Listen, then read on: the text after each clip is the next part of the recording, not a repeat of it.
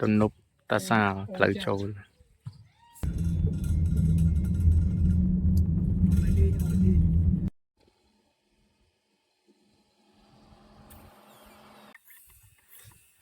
sập vô ấy bắt đầu chụp bây giờ đây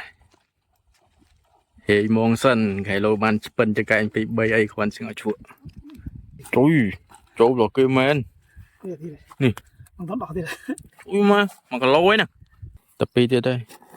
tập pi đi khăn vào đó nha mơ cho cái nhỉ phải bấy à phải là nghề mình ăn chợ đạp tiếp chui sao cái lối này đâm nào ở buộc từ ta sao từ đi bây giờ hỏi chưa có ba về ta sao lại tầm đó tranh bị ra về đàn tập nguyên lương các bạn cầm trở sang ngôi sân sang nào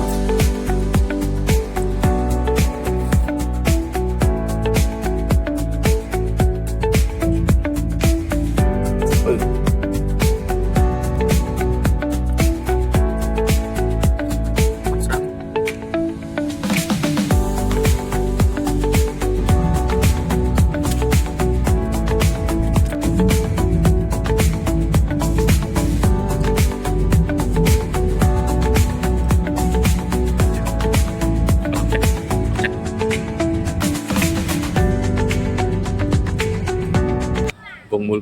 mùi của tua đó này này tình sạch cô lo sạch cô này cô cái cặp này nằng món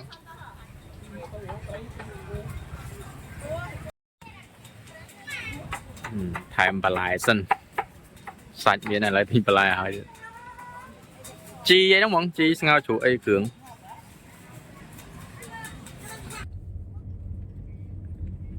rồi trong màu sáng sáng để spin nó bật giật clip liên sang cái backup này và đang phát lên để nó lên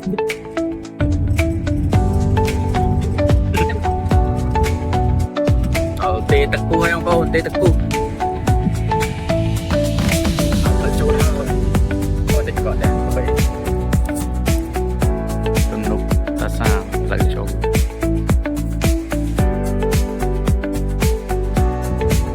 cho tụi nó còn có phải cho tụi nó tiếp thêm nữa này không tập bình tĩnh các bạn lúc nào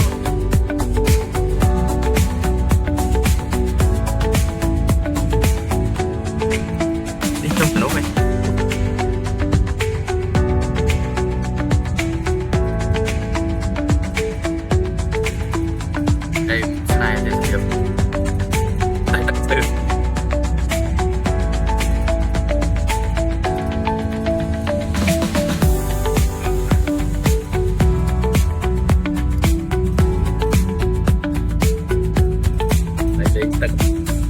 trong đằng ngoài không?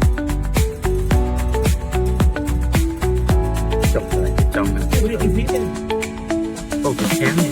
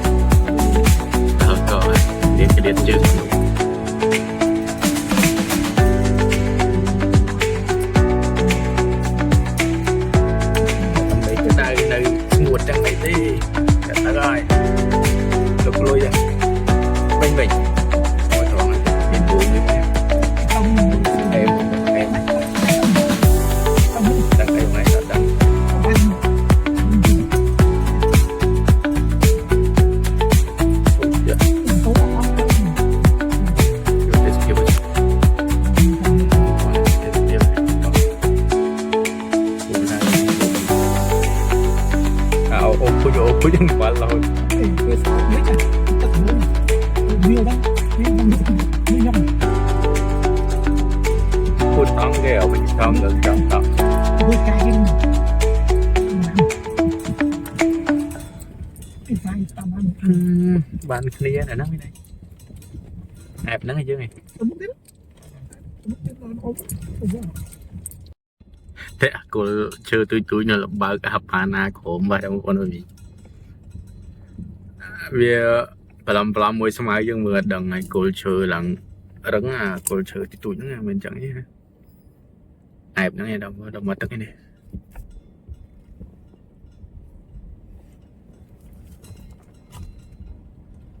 em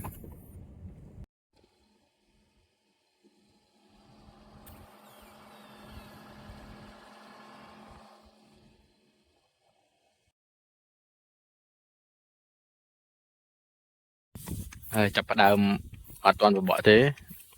sập buông đạm mông dân ôi mông đạm mông mưa là anh đã chip bên này mà anh đáy vào nè vui có đáy chọc mưa sập vô ấy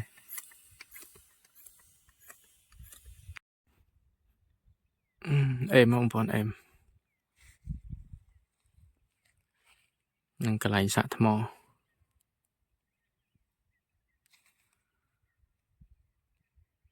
nè tới buông còn lan môi mông buồn phèm đáy tới đằng bà lấy cái bán này cho mưa và bỏ đang là họ tục cho đây rồi đạm mông mà thầy nó khá nó mình mở tròn rừng bỏ tòng đây đa lên kia kia bỏ tòngក្នុងភ័យភ្នំចឹងអែមដែរ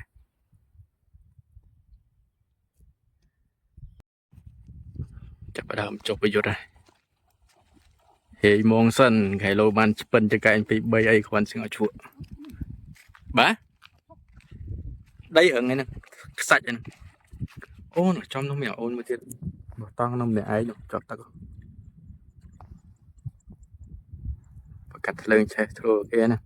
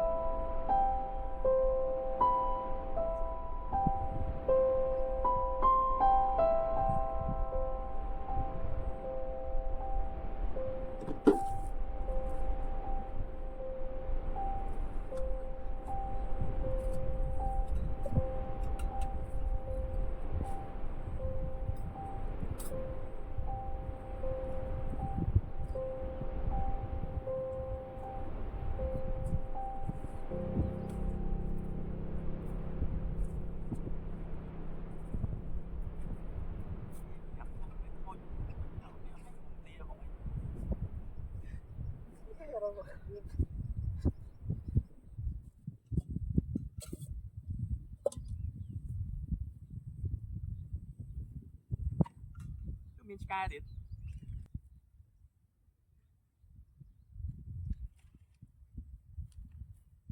ងីមកដល់ផ្ទះហ្នឹង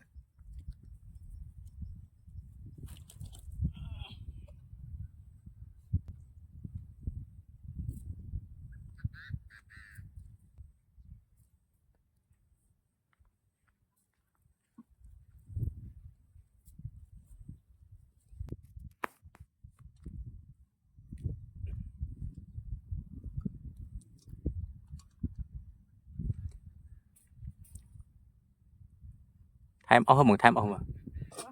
time off mà ស្ដាយហ្នឹងវាអត់មានមេឃអត់ស្រឡះបើថ្ងៃមានថ្ងៃលិចអេមនេះកន្លែងនេះថ្ងៃលិចហើយអត់មានវាមេឃអ៊ូអាប់ដាំបាយហ្នឹងចាន់ចាន់នេះមើលចុងភៅថ្ងៃនេះអត់បានបកថៃទេមកទិញសាច់គោមកអ៊ីនឹងថាឲ្យទិញកាភ្លៅមកកាភ្លៅអត់តែពីរនាក់ទៅប៉ុណ្្នឹងហ្នឹងចុងភៅលេងនឹងកើតនេះទាំងយប់អូឈប់អីអីយ៉ាមើលទៅតំណងអេមតាខូច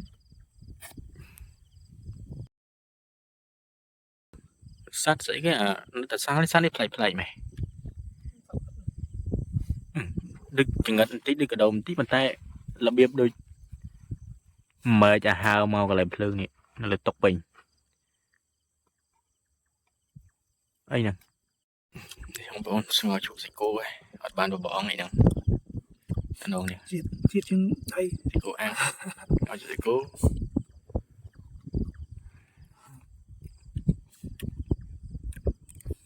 បាយបងប្អូនបាយនេះមេអស់កែនស្បើកពីកំប៉ុងឥឡូវលេងនេះអីគេនេះព្រិលជាកម្មអូរ៉ូព្រិលជាកម្មនេះទៅខ្លាំងប៉ាំងឆេវមកដុតឆេះមេធំមេតំបន់តឡើងពូកបងប្អូនតឡើងពូកណា input អាណាអីសាកមក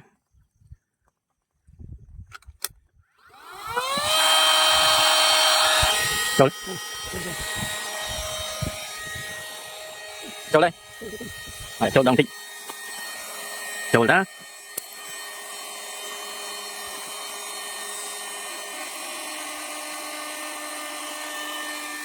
phong phong ấy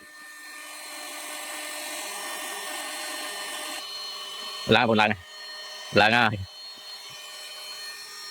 em ta còn ai chưa non chưa được cung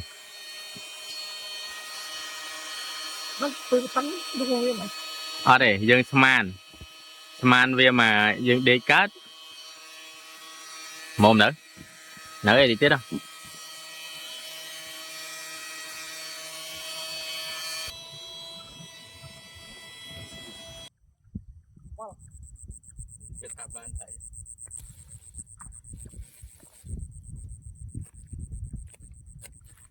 ăn phong này rồi ui mùi tật băng ở đó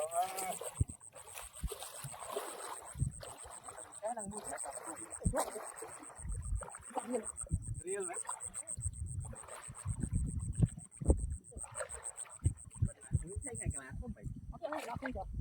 cái làm này nó không đó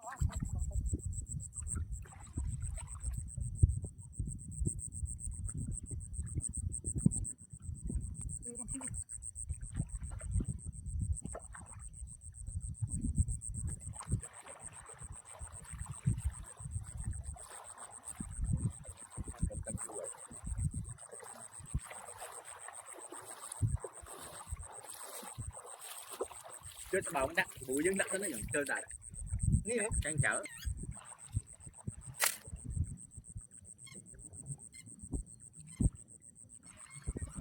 ไม่ข้ามไปมวยไป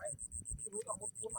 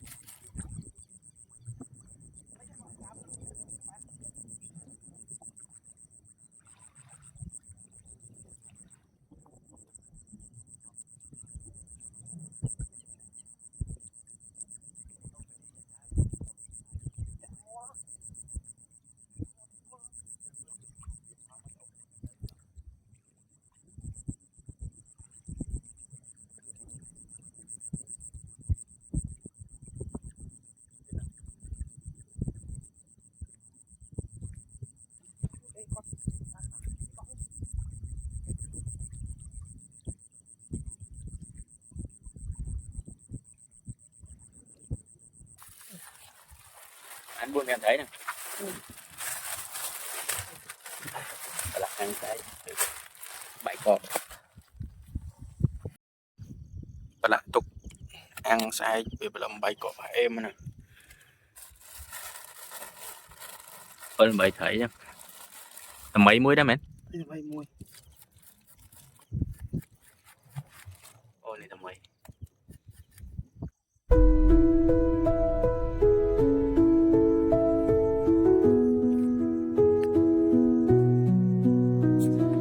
Through the stillness, the clouds drift high. Thoughts like breezes whisper by. Endless waves of a calm blue sky, where dreams take wings and learn to fly. Gentle echoes of time's embrace. Each shadow finds its quiet space in the flow of light, a tender trace binds the soul to this serene place. Let it go, let it be, like a river rolling free. In the silence you will see the harmony of you and me.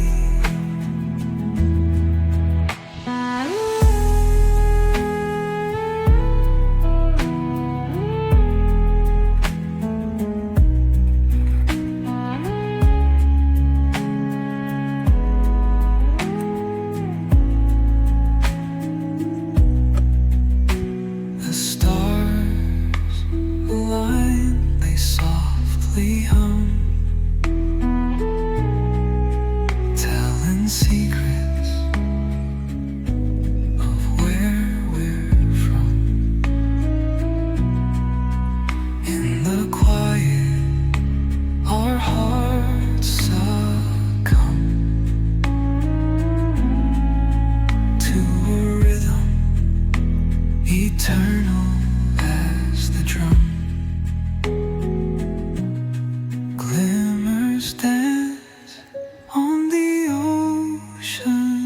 crest.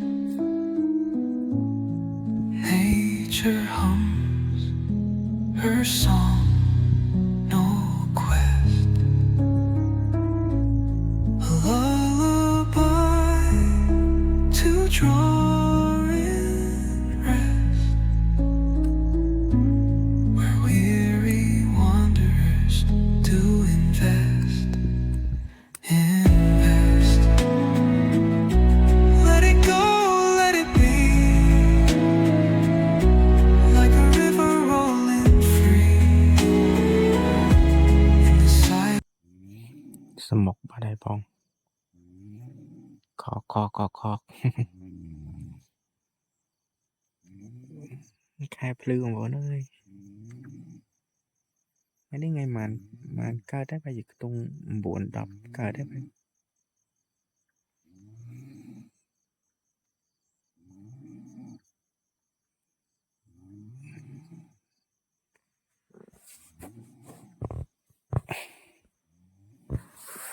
กดนายยังพรกดนายเปลือยหรือsẽ lấy món phây đang nhiều ấy nó phần nồng còi đó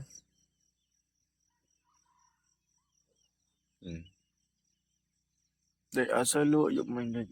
vì play cái lại mình mơ không phải không cả là là nghiêu đó là nó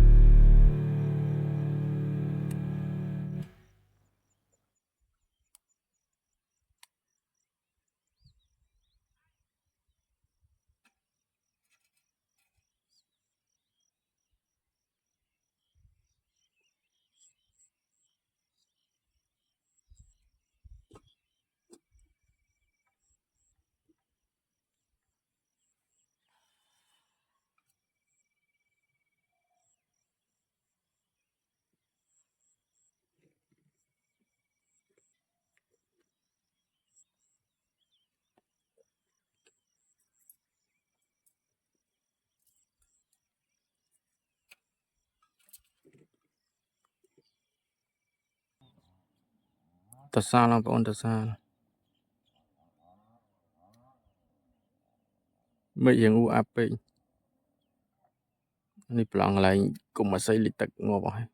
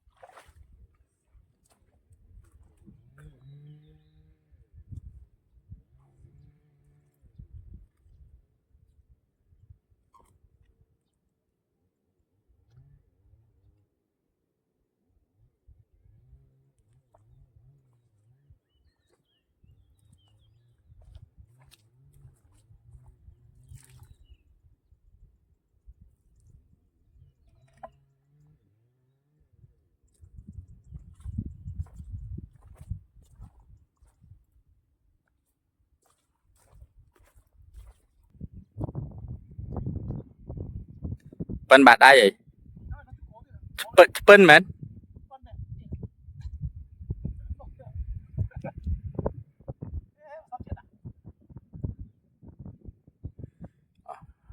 Ở tập ban sang chúa. Ôi lừa sang chúa ấy. Ôi phèm cả lâu à. Em ấy chứ. Tôi chán sáng vô thèm.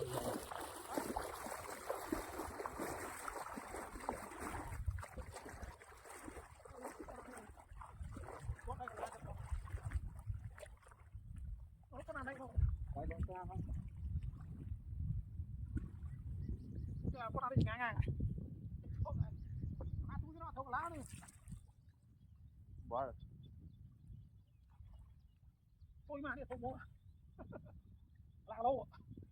ăn mưa lạc lâu tôi mà ăn phát chưa nè phát chưa nó lâu rồi phải mua lâu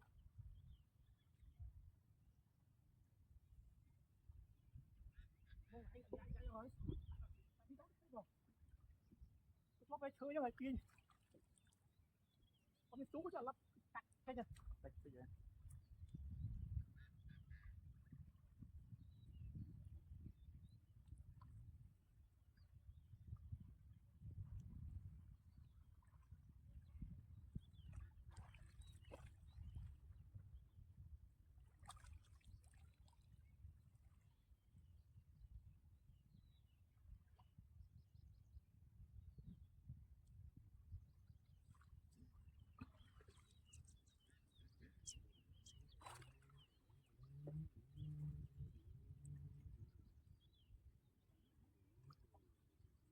Lấy nó chắc thời rồi.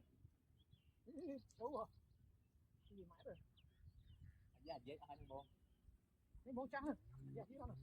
bao nhiêu chất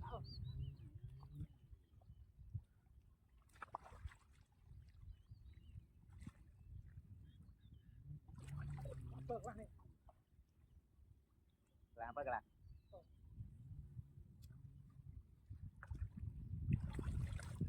là xuống tỉnh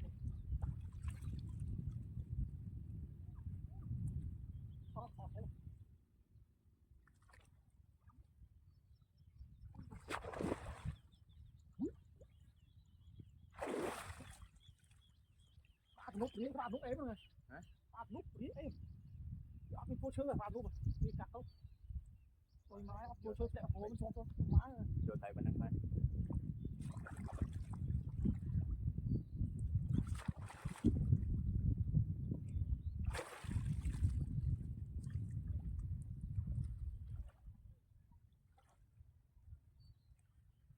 đi Lại nhá, ấp ban này.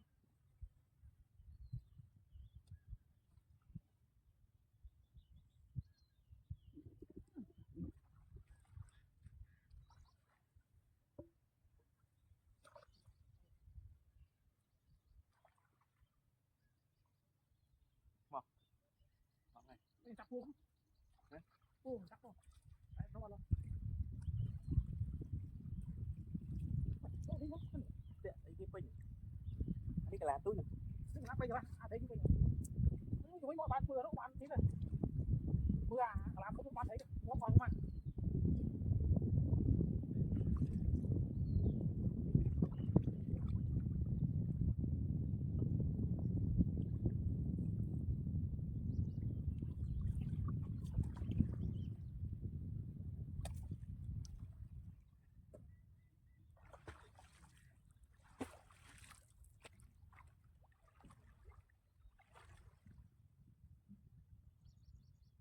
vừa có bò này bò đấy ăn chơi mà bò phúc nó bò lá phúc nó như bò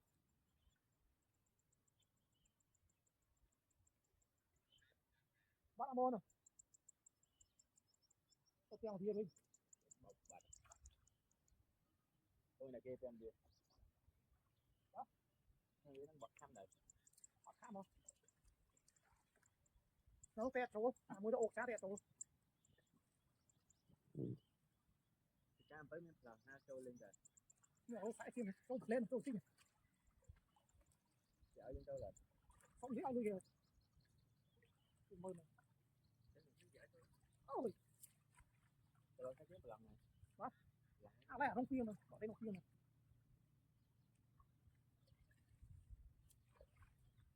cái đầu bay nó tới mai rồi đâu đây đó là cái đau đau thăm con định bộ bay đừng cục nó khám mới được khám thị nè bây giờ tôi trái bay thay mà cả lộ chân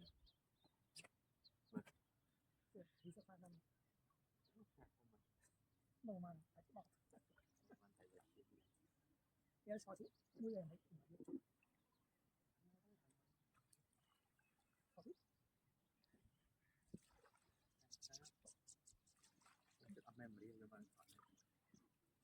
cái sao cô rồi gì sao cô tốt rồi như bây giờ mới các bạn à không sao chú này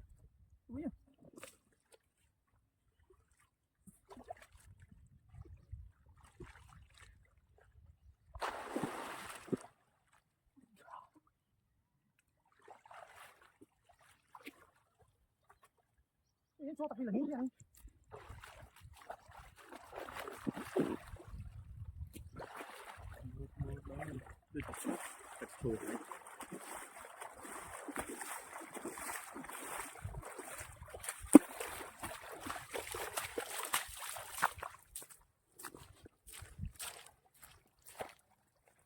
mau lần với nha được trong đôi được thầy trời lực thẻ trong hội chọc mà sợจะไปเยอะใช่ไหมนะมองสดย่าเฮิร์มบ่trời trời rồi kia men nè ông tóm đỏ thì là ui mà cả lối nè mà số mà cả lối anh đi nè lạc lỗ ê lừa là cả lối chụp bên nông ô cả cọp đã mong mình ngao chuột ăn sập xoài vào đây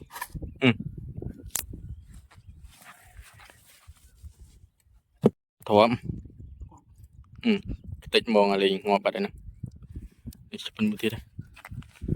ô nó mang phải bèo vào mua gì ô bắt ô nó khom thơm này chớ nè nó mua tôi mai này thơm à bờ sườn ảnh kia này chua hoặc món ta đã hái à giá tích trao tích cho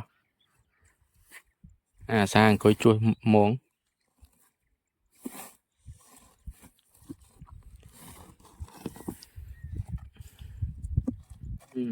chỗ gà lô chở anh này nhỉ chơi gà lá muối spin bài sam sao bài đang phơi sa mày bỏ bỏ lại đạm mồ mình rồi mà có u say xịt túi rồi bên đây mình sẽ đào nạc khám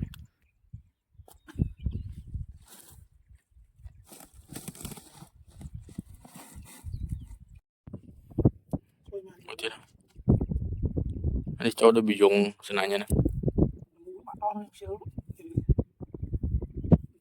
tiền đây cái tích đó thế này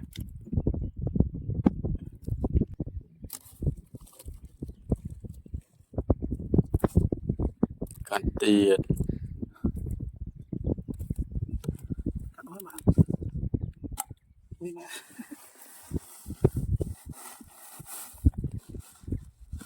dục mình đó lên đây cái là túi ban thầy màn ăn cái là thống trôi chơi mùi thế này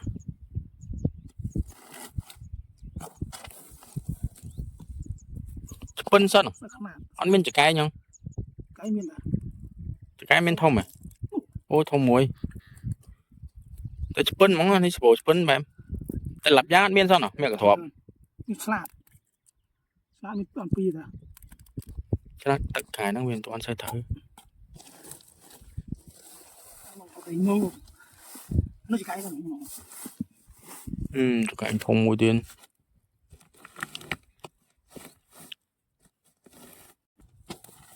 chưa đâu đã tạm mong cái là thông mau tập đi đáy bay đáy bán còn mà hot với hơn được này cái đã một toàn một nữa này đã xong mấy chơi tạm đấy nó đã lâu xương nó lại cũng đã bắn em mà mấy chơi តែពីរទៀតទេតែពីរនេះខ្នាតបដ ாய் មើលចង្កែងម៉ែ1គីឡូហើយនឹងចង្កែងធំជាងឆ្ពិនទៀត anh thấy pha là rồi mà rồi lúc chỉ khi nữa cảm thì đấy តិចឲ្យមកជាប់ដំរួយកាត់រហូត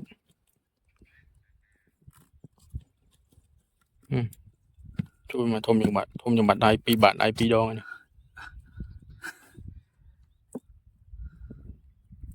làm tận không tận vì ចុងក្រោយមួយទៀតក៏ខ្នាតដែរនេះឆ្ពិនទៀត anh chưa làm tận đấy và làm tận quý đã kia nấy ọt nè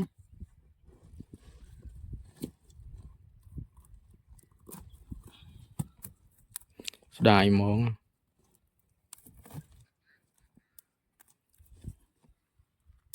ជួយមកមកសគីឡូ5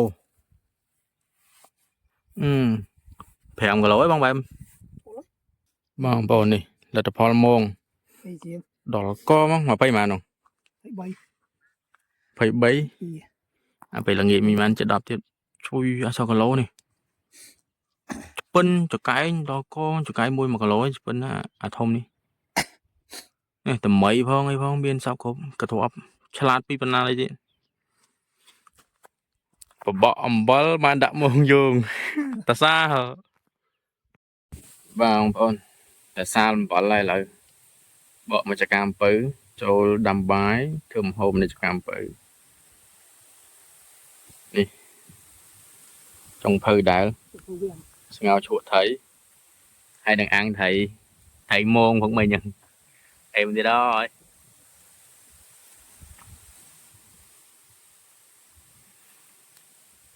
Cam pơ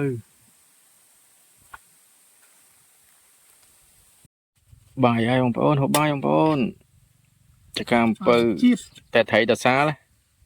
thấy đã môn đã xa mình tay vô máu thơm hộp cho cam pơ chuột muối ăn muối bọc chai